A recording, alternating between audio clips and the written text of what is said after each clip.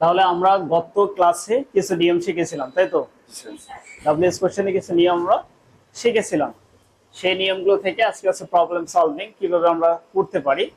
মাশাআল্লাহ, তোমরা অনেকেই ভালো করেছো। তো প্রথম যে সেন্টেন্সটি ছিল nobody no none found me, none found me.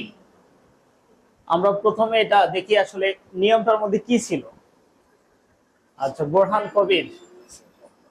কবির, নিয়মটা কি ছিল আমাদের? নিয়মটা ছিল সাবজেক্ট হিসাবে নোবডি অথবা না নো ওয়ান অথবা নান থাকলে তা তুলে দিয়ে হু বসাতে হয়, প্লাস বাকি অংশ প্লাস প্রশ্নবোধক চিহ্ন। আর সেই সাথে যদি পার্সনের কোনো চেঞ্জ হয় তাহলে সেটা আমাকে করতে হবে, তাই জি না? স্যার, জি। এখানে আমরা তাহলে বসো।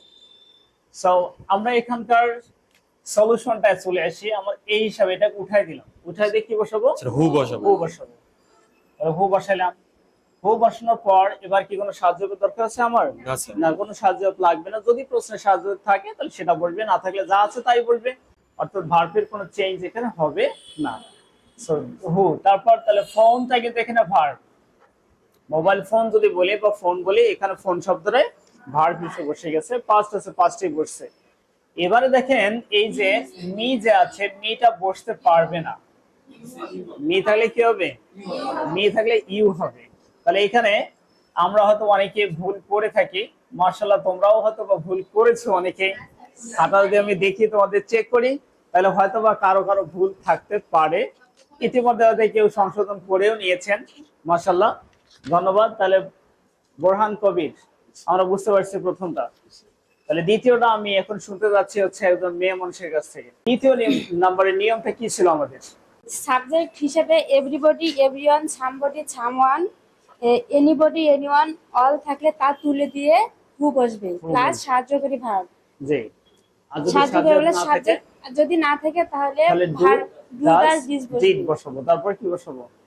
তারপরে সাবজেক্ট, তারপর তারপরে একটা নট বসাবো। ঠিক আছে? যদি নট মানে থাকে, নট থাকলে উঠে দেব, না আর থাকলে না বসাবো। থাকলে বসাতে হবে। এই নট থাকবেই না বলা চলে, আমরা নট বসাবো। তারপর বাকি যে অংশ বাকি। থাকবে সেই অংশ বসাবো। ওকে, তাহলে আপনি কি লিখছেন? আনসারটা আপনার কি ছিল? আপনি কি উত্তর লিখছেন? আমি লিখছি যে who is not, who is not গেলছে। জি স্যার। ওকে, ধন্যবাদ, বসেন।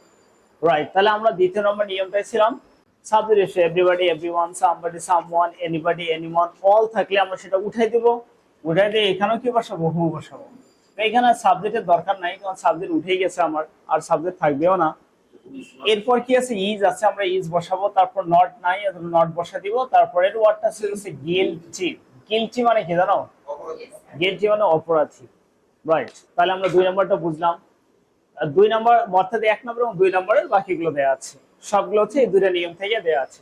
এবার এই সামবডি, সামওয়ান ঠিক একই আগেরটা আমরা যেটা করলাম, অর্থাৎ এভরিবডি, এভরিওয়ানের ক্ষেত্রেও যা ছিল তাই। এখানে হু বসালাম। তারপর কি বসাবো? হু ডিড নট, যে সাহায্য বসাইতে হবে এবারে। তাহলে who did not, did not. তারপর মূল ভার্ব প্রেজেন্ট ফর্ম বসাবো কাম। তারপর টু, এই যে মি ছিল এখানে, মি এর পরিবর্তে ইউ হয়ে গেছে। আর এখানে তোমরা অনেকে ভুল করো, এই শেষে যে নোট অফ ইন্টারোগেশন প্রশ্নবোধক চিহ্ন অনেকে দাও না। না দিলে কি নাম্বার পাবা? তাহলে না দিলে কোনো নাম্বার পাওয়া যাবে না। পরের যে নিয়মটা ছিল ঠিক 1 নম্বরে যেটা আমরা পড়েছিলাম, নোবডি, নো ওয়ান, নান। সাবজেক্ট হিসেবে যদি নোবডি, নো ওয়ান, নান থাকে তাহলে সেটি তুলে দিয়ে আমরা কি বসাবো? হু বসাবো। তাহলে এখানে আমরা হু বসালাম। তারপর কি বসাবো? ভার্ব কোনো চেঞ্জ নাই, যা আছে তাই। হু হিটস, এখানে আবার ভার্বের সাথে এস বাই এস আছে, ডাজ বসে দিয়েন না, তাহলে এই নিয়মটাতে সেটা চাবে না। ঠিক আছে? হু হিটস। তারপর বাকি যা আছে চাই। Accurately, every time. প্রশ্ন 5 নাম্বারটা হয়তো একটু অনেকেরই প্রবলেম মনে হচ্ছে আজকে, কারণ হচ্ছে তোমাদের এটা প্রথম সলিউশন ক্লাস, তাই না? তাহলে আমরা দেখো আই স্ট্রেঞ্জার। স্ট্রেঞ্জার মানে কি জানো? জি, স্ট্রেঞ্জার মানে হচ্ছে অপরিচিত ব্যক্তি। তাহলে কি মানুষকে বোঝানো হয়েছে? আমার কথা ছিল সাবজেক্ট হিসেবে যদি নোবডি, নো ওয়ান নাম থাকে, অথবা কোনো মানুষের নাম থাকে, কোনো ব্যক্তিবাচক ওয়ার্ড থাকে, তাহলে সেটা উঠাই দিয়ে কি বসাবো? হু বসাবো। আর পরের গুলো তেমন কোনো পরিবর্তন হয় না। তাহলে আমরা এটা উঠাই দিলাম, উঠাই দেওয়ার পর হু বসালাম। কেন হু বসালাম বুঝলা তো? তাহলে যে কোনো ব্যক্তি, এখানে যেমন এর আগে আমি তোমাদের হয়তো পড়াইছিলাম বেগার দিয়ে। বেগার মানে কি? ভিক্ষুক। এখানে চলে এসেছে হচ্ছে স্ট্রেঞ্জার, হতে পারে থাকতে পারে ট্রাভেলার, হতে পারে স্টুডেন্ট, হতে পারে একজন মানুষের নাম। যে কোনো নাম বা নামবাচক শব্দ থাকলেই সেটা তুলে দিয়ে হু বসাবো, বাকি যে অংশ আছে সেটা বসাই দিব। মনে রাখবে শুধু পার্সন থাকলে সেই পার্সনের পরিবর্তন করতে হবে। তাহলে স্ট্রেঞ্জার বাদ যাবে। কেন বাদ যাবে? কারণ হচ্ছে আমরা তো হু বসাইছি এটার কারণে।